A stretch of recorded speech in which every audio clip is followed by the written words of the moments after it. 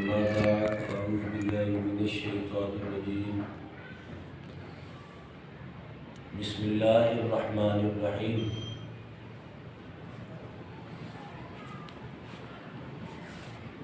لقد رضي الله عنهم ورضوا عنه صدق الله العظيم إن الله وملائكته يصلون على النبي يا أيها الذين آمنوا صلوا عليه وسلموا تسليما اللهم صل على سيدنا مولانا محمد وبارك وسلم وصل عليه صلاة وسلام نبينا سيدي يا سيدي يا سيدي يا رسول الله.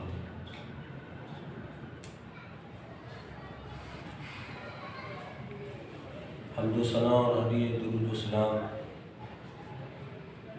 عقید جہاں امام الانبیاء خاتم الانبیاء احمد مصطفیٰ نبی محمد مصطفیٰ صلی اللہ تعالی علیہ وسلم کی بارگاہ قدسہ میں ہدیہ نظر کرنے کے بعد اللہ کریم کی بارگاہ میں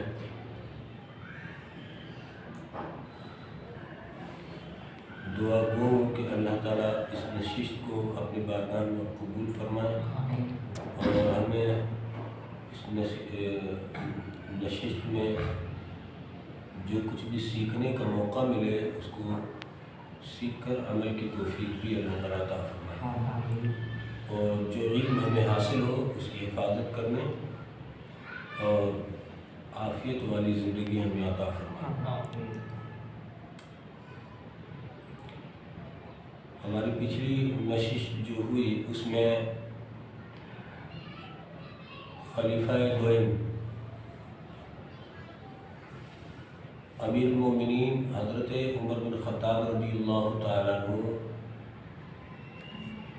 کی ذات پاک کے حوالے سے آپ کی سیرت مبارکہ کے حوالے سے گفتگو داتا علی حجویری رحمۃ اللہ علیہ نے جو آپ نے فرمایا وہ ہم ذکر کر رہے تھے اور یقیناً ہمیں بہت کچھ سیکھنے کا موقع ملا. آگے مسلمانوں کے تیسرے خلیفہ داتا صاحب ان کے بارے میں کیا فرماتے ہیں ذرا سنیں. داتا صاحب فرماتے ہیں انہی اجلہ صحابہ میں ابجد وفا بدرگاہ رضائے گنج حیا عقد اہل صفا مطلق درگاہ کبریا متجلہ بطریق مصطفیٰ علیہ تحتیت الثناء ابو عمر حضرت عثمان بن عفان با حیا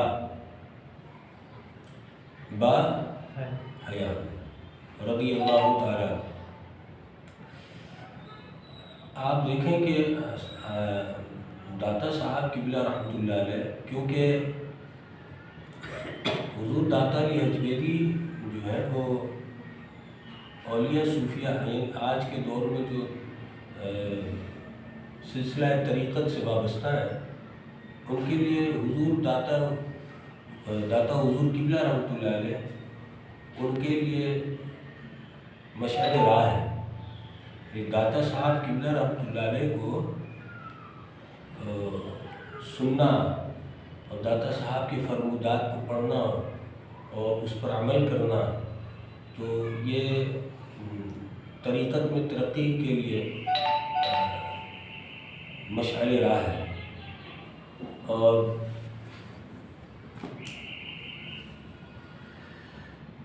داتا صاحب قبلہ رحمۃ اللہ علیہ کا جو عقیدہ ہے وہ سلسلہ قادریہ کیونکہ تمام سلاسل جو ہے وہ چشتی ہو نقشبندی ہو سہروردی ہو وارسی ہو کلندری ہو مجیبی ہو ستاری ہو اور فریدی ہو نظامی ہو یعنی جتنے بھی سلاسل ہیں ان تمامی سلاسل کا جو یوں سمجھ لیں منبع اور مرکز ہے وہ سلسلہ قادریہ ہے. اور داتا صاحب قبلہ رحمۃ اللہ علیہ سلسلہ قادریہ کے ایک عظیم بزرگ ہیں، اور آپ کا جو مذہب ہے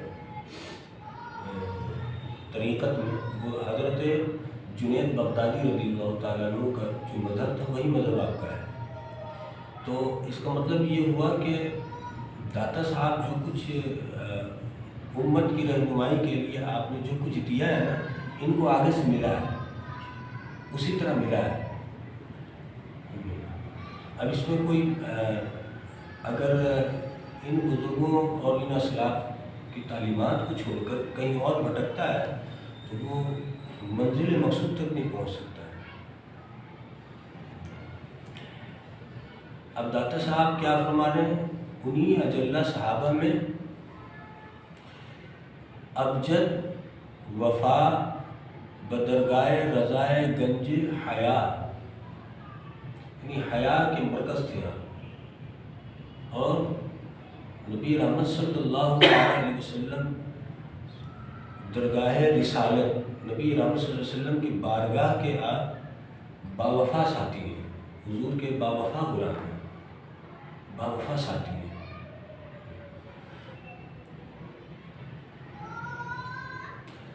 تو اور پھر آگے آپ نے جو کیا فرمایا، بطریق مصطفیٰ، یعنی آپ کا جو طریقہ تھا وہ حضور علیہ السلام کے طریقہ کار سے، آپ کے طریقے سے ہٹ کر نہیں تھا، بلکہ من وعن آپ کا طریقہ وہی تھا جو سرکار دو عالم صلی اللہ علیہ وسلم کا طریقہ تھا۔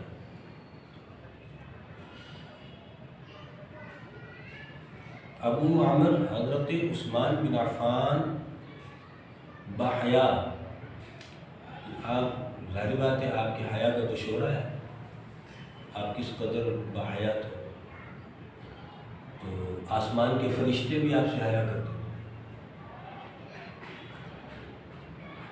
آپ کا وجود باوجود فوائد دین میں اظہر من الشمس ہے، اور مقاصد اسلامی میں آپ کی فضیلت روشن ہے، فضیلت روشن ہے، اور آپ کے مناقب ہر شان میں عام ہے، ہر شان میں عام ہے۔ حضرت عبداللہ بن رواح اور حضرت ابو قتادہ رضی اللہ تعالی عنہما سے روایت ہے کہ حرب دار کے روز، یعنی توجہ میں طرف رکھیے، یعنی جس دن بلوائیوں نے عثمان غنی رضی اللہ تعالیٰ عنہ کے دولت قدر کا جب محاصرہ کیا تھا تو وہ آپ فرما رہے ہیں، یعنی جس دن بلوائیوں نے حضرت عثمان غنی رضی اللہ تعالیٰ عنہ کا محاصرہ کیا تھا، ہم امیر المومنین عثمان غنی رضی اللہ تعالیٰ عنہ کے پاس حاضر تھے۔ یہ دو صحابی ہیں جو بات کر رہے ہیں، سمجھے، حضرت عبداللہ بن رواح اور حضرت ابو قتادہ رضی اللہ تعالیٰ عنہ، یہ دونوں یہ بات کر رہے ہیں کہ جب بلوائیوں نے آپ کے گھر کا محاصرہ کیا تو اس وقت آپ فرماتے ہیں، یا آپ کا محاصرہ کیا تو اس وقت فرماتے ہیں کہ ہم دونوں وہاں موجود تھے، ہم دونوں وہاں موجود تھے۔ جب بلوائی بارگاہ عثمانی میں جمع ہو گئے تو آپ کے غلاموں نے ہتھیار اٹھائے اور مقابلہ کو آمادہ ہوئے۔ حضرت امیر المومنین رضی اللہ تعالیٰ عنہ نے فرمایا، جو میرا غلام ہتھیار اٹھانے سے رکا رہے وہ میری طرف سے آزاد ہے، میری طرف سے آزاد ہے۔ ہم خوف بلوا کی وجہ سے باہر آئے تو راستے میں حضرت حسن بن علی رضی اللہ تعالیٰ عنہ، یہ حسن بن علی کون ہے؟ حضرت مولا کائنات رضی اللہ تعالیٰ عنہ کے بڑے صاحبزادے، حضرت امام حسن رضی اللہ تعالیٰ عنہ، نواسہ رسول۔ یہ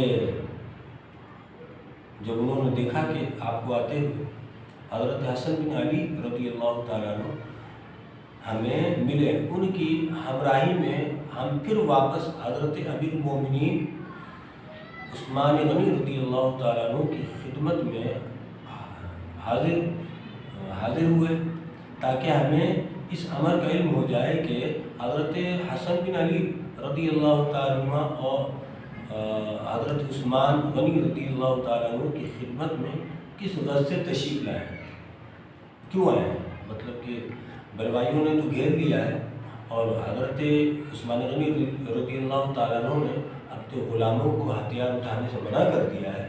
جب باہر نکلے تو دیکھا کہ حضرت امام حسن رضی اللہ تعالیٰ عنہ آ رہے، تو انہوں نے کہا کہ چلو ہم دیکھتے ہیں یہ کس غرض سے آئے ہیں، مقصد کیا ہے، تو ان کے ساتھ ہو لیے اور ساتھ چل پڑے۔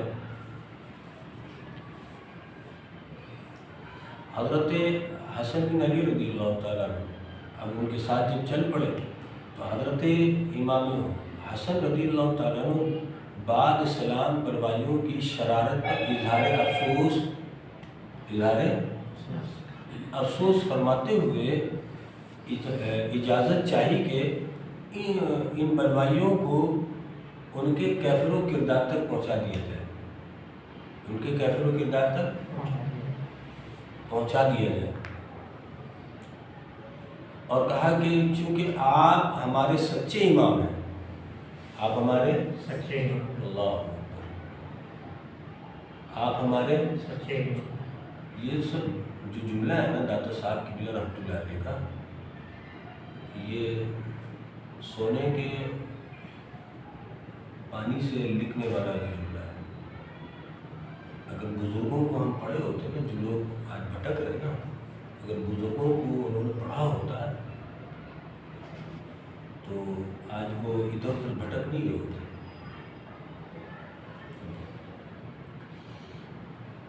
آپ ہمارے سچے امام ہیں۔ حضرت عثمان غنی رضی اللہ تعالیٰ عنہ آج باغ فدق کے حوالے سے لوگ جو بات کرتے ہیں، باغ فدق جو ایک لمبی تفصیل ہے، تو لوگ بولتے ہیں کہ حضرت ابوبکر صدیق رضی اللہ تعالیٰ عنہ نے جو ہے نا وہ سیدہ پاک کا جو حق تھا وہ حق چھینا ہے، اور حضرت عمر بن خطاب رضی اللہ تعالیٰ عنہ کے بارے میں بھی وہ اسی طرح سے یعنی بات کرتے ہیں کہ انہوں نے جو ہے وہ معاذ اللہ کی دولت کا دروازہ توڑا ہے۔ اب یہ آپ سمجھیں اس کو کہ حضرت سیدنا ابوبکر صدیق رضی اللہ تعالیٰ عنہ حضور کے خلیفہ ہیں، اس کے سرکار دو عالم صلی اللہ علیہ وسلم کے خلیفہ ہیں۔ حضرت عمر بن خطاب رضی اللہ تعالیٰ عنہ خلیفہ جس کے ہیں وہ حضرت ابوبکر صدیق رضی اللہ تعالیٰ عنہ، اور حضرت عثمان غنی رضی اللہ تعالیٰ عنہ جن کے خلیفہ ہیں وہ حضرت عمر بن خطاب رضی اللہ تعالیٰ عنہ، اور مولا کائنات شیر خدا رضی اللہ تعالیٰ عنہ جن کے خلیفہ ہیں وہ حضرت عثمان غنی رضی اللہ تعالیٰ عنہ۔ تو اب یہ آپ دیکھیں کہ حضرت عثمان غنی رضی اللہ تعالیٰ عنہ آپ کے بارے میں داتا صاحب جو فرما رہے ہیں کہ حضرت امام حسن رضی اللہ تعالیٰ عنہ بعد سلام بلوائیوں کی شرارت پر اظہار افسوس فرماتے ہوئے اجازت چاہی کہ ان بلوائیوں کو ان کے کیفر و کردار تک پہنچایا جائے، اور کہا کہ چونکہ آپ ہمارے سچے امام ہیں، آپ ہمارے سچے امام ہیں، لہذا آپ کی بلا اجازت ہمیں تلوار اٹھانا روا نہیں ہے، تلوار اٹھانا روا نہیں ہے، کیونکہ آپ ہمارے یہ کیا ہے سچے امام ہیں، لہذا آپ کی بلا اجازت اگر ان لوگوں نے یعنی ان بزرگوں نے جس طرح سے آج جو ان عظیم بزرگوں کے بارے میں جو بات کر رہے ہیں اور اپنی آخرت کو خراب کر رہے ہیں، تو اگر ایسا ہی کوئی معاملہ تھا جس طرح آج کے دور میں یہ باتیں کر رہے ہیں. تو حضرت امام حسین رضی اللہ تعالیٰ عنہ نے آپ نے یہ کیوں فرمایا کہ کیونکہ آپ ہمارے سچے امام ہیں، لہذا آپ کی اجازت کے بغیر جو ہے نا وہ تلوار اٹھانا یہ روا نہیں ہے. تو اس کا مطلب یہ ہے کہ آپ کو امام مانا نا.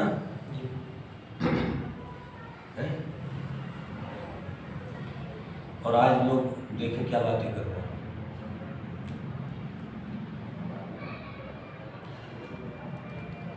تو اس لیے ہم چاہتے ہیں کہ آپ سے اجازت حاصل کریں، پھر بلوائیوں کے فتنے کو مٹائیں. پھر بلوائی کے فتنے کو پھر مٹاتے ہیں. امیر المومنین عثمان غنی رضی اللہ تعالیٰ عنہ نے تمام بات سننے کے بعد جو آپ نے جواب دیا وہ کیا تھا؟ یا ابن اخی ارجع واجلس فی بیتک حتی یأتی اللہ بامرہ فلا حاجت لنا فی احراق الدماء. اے بھتیجے واپس تشریف لے جاؤ اور گھر میں آرام کرو حتیٰ کہ حکم الہی جو پردہ تقدیر میں آ جائے. ہمیں مسلمانوں کا خون بہانا، ان پر قتل کا بازار گرم کرنا، ان پر قتل کا بازار گرم کرنا زیبا نہیں. نہ ایسے کاموں سے ہمیں سروکار ہے، نہ ایسے کاموں سے ہمیں سروکار ہے. حضرت عثمان غنی رضی اللہ تعالیٰ عنہ کی شہادت ہوئی ہے نا، وہ بہت دردناک واقعہ ہے.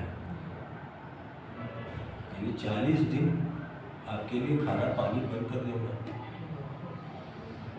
40 دن کھانا پانی بند کر دیں گا.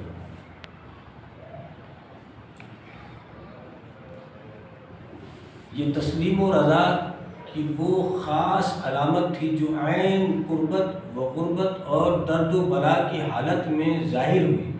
اور یہ وہ درجہ خلت ہے جو نمرود لعین کی آگ دہکانے کے وقت حضرت ابراہیم علیہ السلام کو عطا ہوا تھا کہ جب منجینخ کے پلے میں آگ کو ڈال کر آگ کی طرف پھینکا گیا تو جبریل امین حاضر ہوئے اور عرض کی حل لک من حاجتی، کیا اس وقت کوئی آپ کو حاجت ہے؟ اس وقت کوئی حاجت ہے؟ آپ نے فرمایا اما الیک فلا، جبریل تمہاری طرف میری کوئی حاجت نہیں ہے. تمہاری طرف میری یعنی تم سے کوئی حاجت نہیں ہے. جبریل امین تو یقیناً وہ اپنی مرضی سے تو نہیں آئے تھے نا.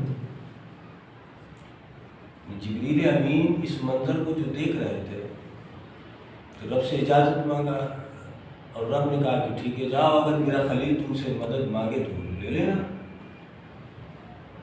مدد مانگے تو کر دینا مدد. حضرت جبریل امین اللہ کی اجازت سے آئے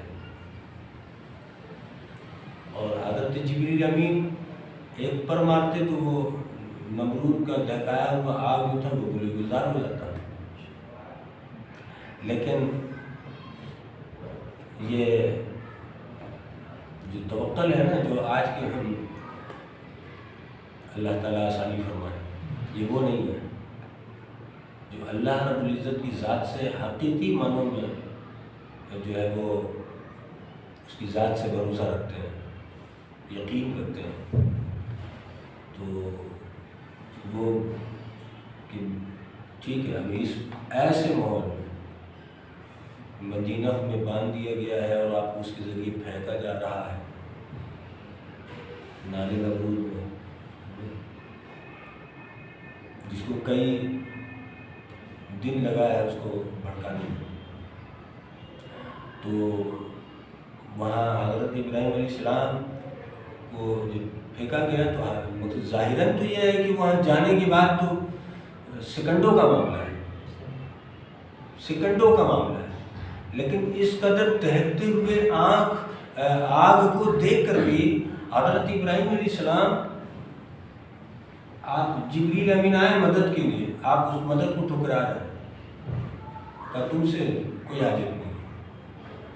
تو جبریل امین عرض کی حضور اگر میری طرف کوئی حاجت نہیں تو معطا حقیقی رب جل مجدہ کے حضور اپنی حاجت پیش فرما دیں۔ تو پھر کیا فرمایا آپ نے؟ فرمایا حسبی سوالی علم بحالی، مجھ کو وہ جانتا ہے کہ اس وقت مجھ پر کیا ہو رہا ہے، اور دانا و عالم ہے کہ میرے لیے کس حال میں صلاحیت ہے اور کیا چیز میرے حق میں مفید ہے، وہ جانتا ہے، وہ میرے حال سے بھی واقف ہے، اور میرے حق میں بہتر کیا ہے وہ بھی وہ جانتا ہے۔ تو لہذا جب وہ سب کچھ جانتا ہے تو میں تو ہوں اس کا بندہ، اگر اس کی مرضی ہے کہ نار نمرود میں جل بھن جاؤں تو ٹھیک ہے، یار کی مرضی ہے، محبوب کی مرضی ہے، محبت کو جو اعلان کیا ہوا ہے، محبت کا جو دعویٰ کیا ہوا ہے، تو اب جو بھی ہو۔ تو اس کیفیت میں تو ثابت ہوا کہ اب یہاں اس مثال کو دینے کے بعد داتا صاحب آگے فرماتے ہیں، تو ثابت ہوا کہ عثمان غنی رضی اللہ تعالیٰ عنہ اس مقام پر، مقام خلت پر، خلت ابراہیم پر آپ فائز تھے کہ منجینق اور بلوائیاں کا اجتماع بجائے آگ کے تھے، اور حسن، امام حسن رضی اللہ تعالیٰ عنہ بجائے جبریل حاضر تھے، یعنی وہ جو بلوائی ہیں وہ اس منجینق کا مثال جو ہے وہ بلوائی ہے، اور جبریل امین جو آئے تھے کہ کچھ مدد ہو تو ہمیں کرے، تو وہ وہاں جبریل امین تو نہیں آئے، حضرت امام حسن رضی اللہ تعالیٰ عنہ آئے، اور یہ وہ عظیم شہزادے ہیں کہ رب جل جلالہ ان عظیم ہستیوں کی مرضی کو دیکھتا ہے، یہ ہاتھ اٹھا دیتے تو معاملہ جو ہے سب کچھ الٹ ہو جانا تھا۔ تو بہرحال لیکن حضرت ابراہیم علیہ السلام عین بلا میں جا کر نجات پا چکے، آپ گئے، اور جب انہوں نے پھینکا تو اللہ رب العزت نے جبریل امین سے کہا کہ میرے خلیل کو جو ہے وہ نار نمرود میں پہنچنے سے پہلے اس نار نمرود کو گلے گلزار بنا دو، کیا ہے وہ، یا نار کونی بردوں سلام علیہ ابراہیم، تو ان کے پہنچنے سے پہلے اس کو گلے گلزار کر دو۔ تو حضرت ابراہیم علیہ السلام آگ میں جب پھینکے گئے تو جب آپ پہنچے تو وہ جنت کا باغیچہ تھا، اور وہاں جو ہے وہ جنتی نعمتیں موجود، تو لیکن حضرت عثمان غنی رضی اللہ عنہ کے ساتھ ایسا نہیں ہوا۔ حضرت عثمان غنی رضی اللہ تعالیٰ عنہ اس بلا میں شہید ہو گئے، یعنی وہ جو مصیبت اور مصائب و آلام جب اور بلوائیوں نے جب آپ کا گھیراؤ کیا اور جو معاملات ہوئے تو آپ اس میں شہید کر دیے گئے۔ اس کی وجہ یہ ہے کہ نجات مطلق ببقا ہے اور ہلاکت مطلق بفنا ہے۔ اس حقیقت کے متعلق ہم کچھ پہلے بیان کر چکے ہیں کہ اس کی وجہ یہ ہے کہ نجات مطلق ببقا ہے اور ہلاکت مطلق بفنا ہے۔ اس حقیقت کے متعلق ہم کچھ پہلے بیان کر چکے ہیں۔ تو اتفاق و مال و ہدایت جان اور تسلیم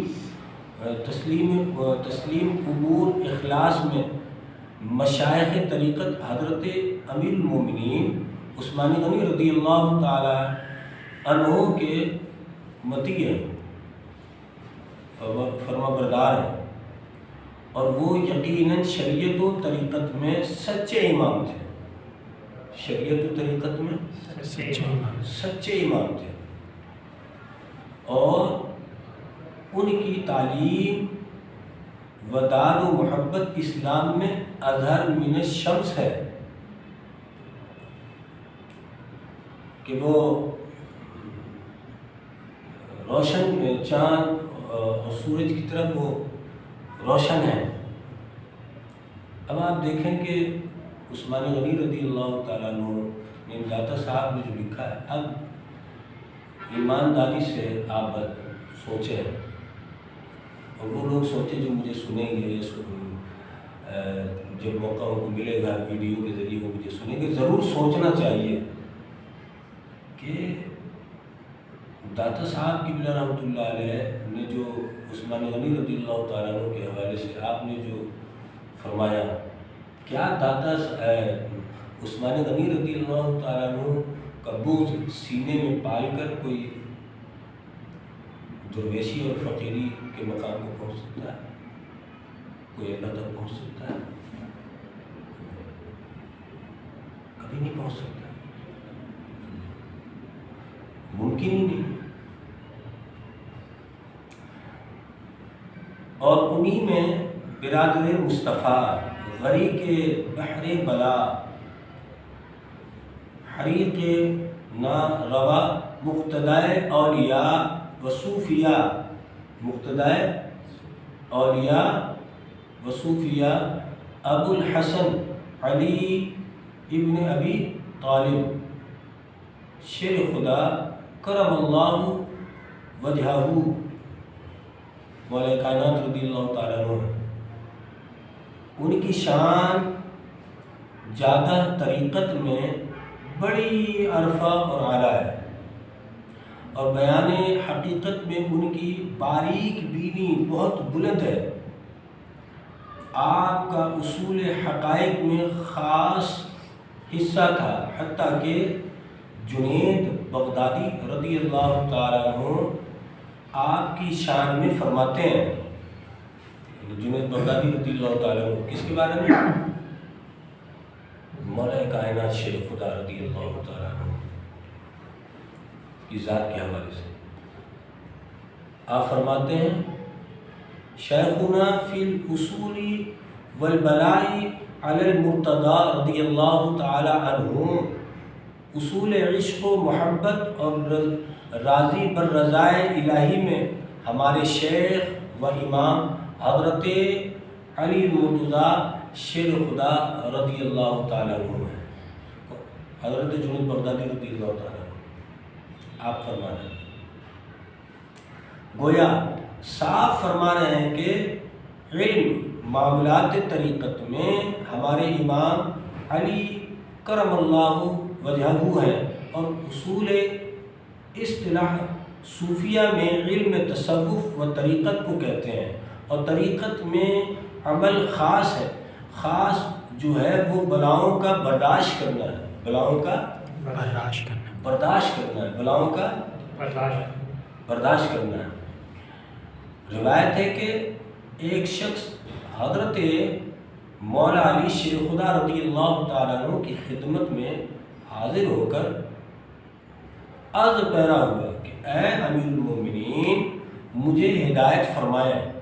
آپ نے فرمایا، لا تجعل علنا اکبر شغلک باہلک وولدک فإن یکن لأہلک وولدک من اولیاء اللہ تعالی فإن اللہ لا یضیع اولیاء فإنہ کانوا اعداء اللہ فما اہلک وشغلک اعداء اللہ سبحانہ، کہ آپ نے فرمایا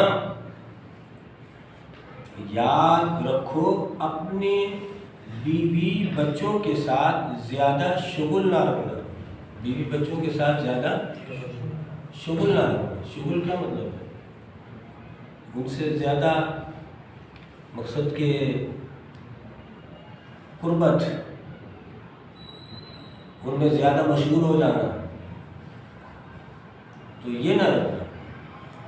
اس لیے کہ اگر وہ اولیاء اللہ سے ہوئے تو اللہ تعالیٰ اپنے دوستوں کو خراب اور ضائع نہیں فرماتا. یعنی اپنے بیوی بچوں سے اگر تم قریب ہو گئے اور بالکل بس مشغول ہو گئے ہو، تو اگر وہ اولیاء صوفیہ میں سے ہوئے تو اللہ تعالیٰ اپنے نیک بندوں کو خراب نہیں ہونے دیتا ہے. نیک بندوں کو خراب نہیں ہونے دیتا ہے اور ان کو ضائع نہیں فرماتا ہے. اور اگر دشمن خدا ہوئے تو دشمنان خدا کے لیے غمخواری و ہمدردی کیوں ہو. یہ حضور مولا کائنات رضی اللہ تعالیٰ عنہ آپ فرما رہے ہیں کہ اگر تمہارے بیوی بچے ہیں تو اس سے شب و روز بالکل اس سے قریب رہنا اور اس کی قربت میں رہنا اور اپنے بیوی بچوں میں ہی مشغول رہنا، تو کہا کہ اس سے بچو. اگر وہ نیک و کار میں اللہ کے نیک بندے ہوئے اور یہ صوفیہ میں ان کا اگر شمار ہے تو اللہ تعالیٰ اپنے نیک بندوں کو ضائع نہیں کرتا ہے. تو اس کا مطلب کہ ضائع کون ہوگا؟ جب نیک بندوں کو ضائع نہیں کرے گا تو ضائع کون ہوگا؟ جو اللہ اور اس نیک بندے کے بیچ میں تیسرا ہے. اور تیسرا کون ہے؟ وہ شوہر ہے یا باپ ہے. اور اگر وہ مقصد کہ اللہ کا دشمن ہے تو پھر اللہ کے دشمن سے غمخواری و ہمدردی کیوں؟ اس سے ہمدردی کس قدر، اس سے ہمدردی کیوں ہے؟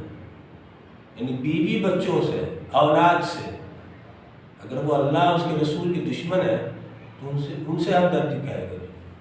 کس بات کی ہمدردی اور کس بات کا لگاؤ؟ تو یہ تو ظاہر بات ہے. حضور علیہ السلام کے ظاہری زمانے میں صحابہ کرام نے تو یہ کر کے دکھایا نا. یعنی باپ کا سر کاٹ کے اور سر جب اٹھ نہیں رہا تھا تو جی اس کو کان سے پکڑ کر، باپ کے سر کو کان سے پکڑ کے اور حضور کے بارگاہ میں لا کر پھینکا. حضور نے پوچھا کہ یہ سر کس کا ہے؟ تو کہا یا رسول اللہ صلی اللہ علیہ وسلم یہ میرے گستاخ باپ کا سر ہے جو آپ کی گستاخیاں کرتا ہے.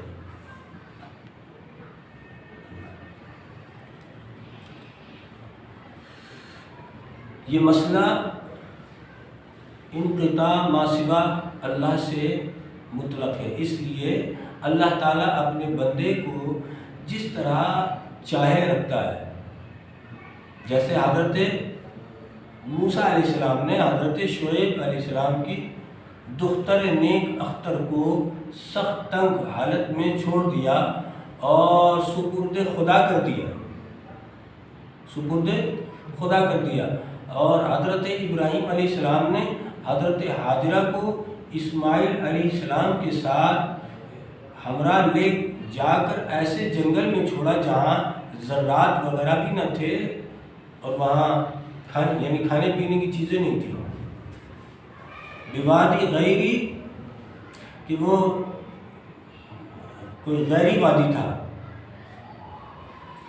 جس کی شان میں ارشاد باری تعالیٰ ہے اور خدا کے سپرد کر دیا اور ان میں اپنے آپ کو مشغول نہ کیا اور اپنا دل اپنے رب حقیقی کی طرف رجوع کر لیا، حتیٰ کہ ان دونوں کی مراد دونوں جہان میں پوری ہوئی. بظاہر انہیں بحالت نامراد میں چھوڑ گیا تھا مگر وہ اپنے سب کام اپنے رب عز و جل کے سپرد کر گئے.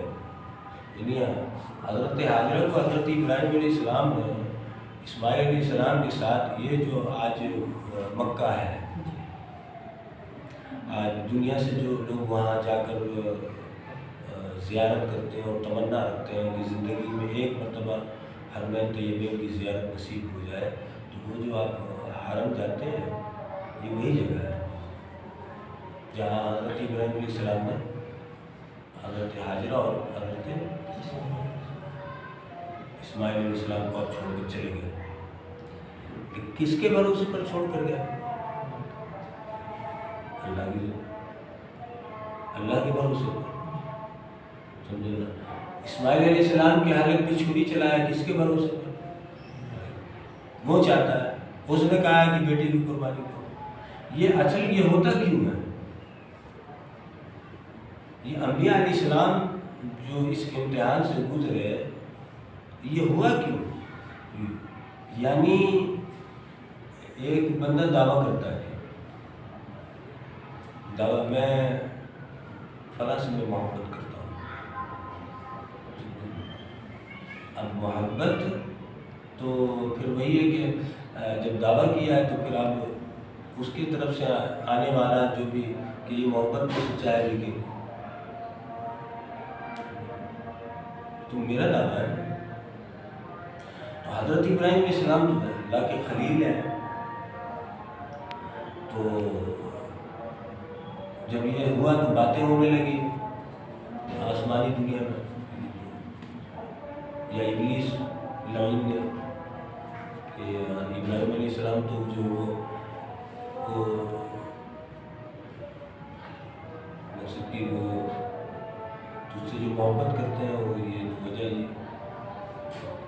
یہ ہے.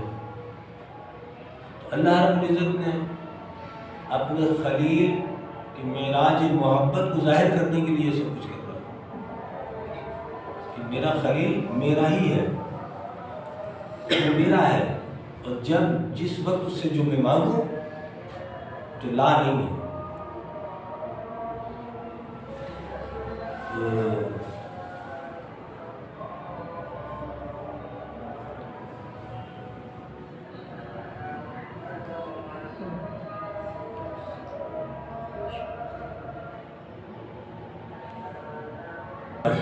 یہاں سے اپنے